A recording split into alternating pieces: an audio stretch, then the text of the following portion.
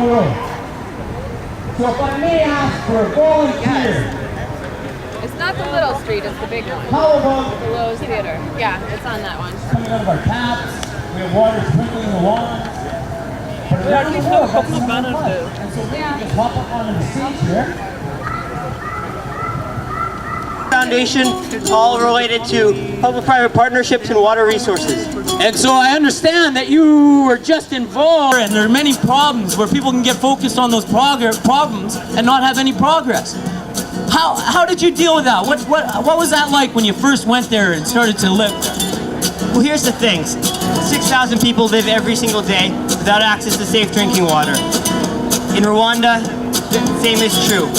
Every day, 50% of the hospital beds in Rwanda are covered with people who are suffering from waterborne illnesses. Malaria, diarrheal disease is a major cause of death for children. When I would go out running, I would pass by people carrying water 6 hours, 6 miles. These are people who... And liters of water. 30 liters on average. People let run through their tap. Clean, safe drinking water if they leave their tap on while they're brushing their teeth. That's incredible. So Rwanda, what sort of projects were you involved in there? So most of our work at the Clinton Foundation focuses on integrated rural healthcare development.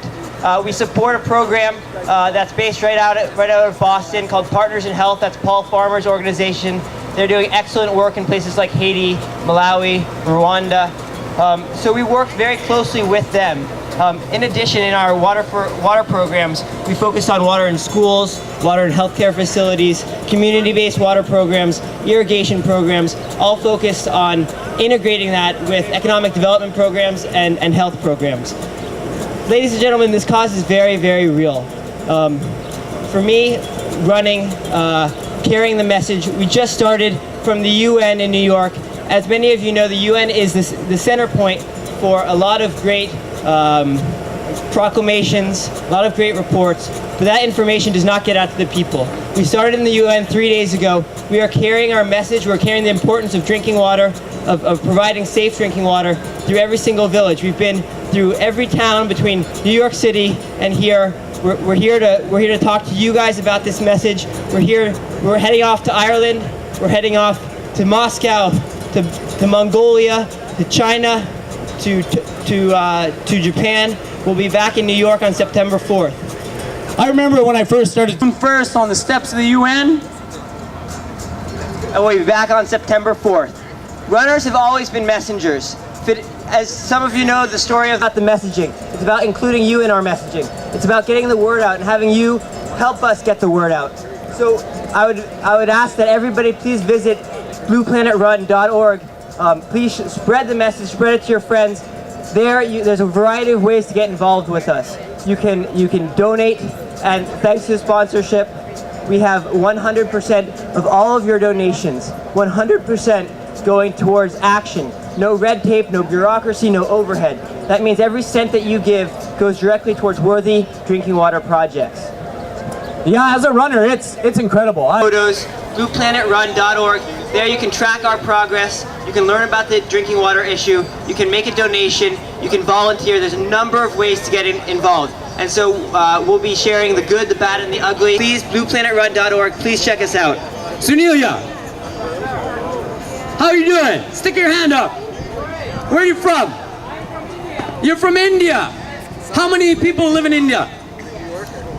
Die this year from a lack of access to safe, clean drinking water. At least 30% of 6,000, which is like 1,800 people every day. Yeah, that's, wow. So I think it works out to be like 1.1 billion. So that's almost like all of India, except for 0.2 billion, are gonna die from lack of access to safe, clean drinking water. Now, I'm not saying all of India is gonna die, but that shows the scope of the problem that we're trying to alleviate. Wow, that's pretty powerful. That's right, sir.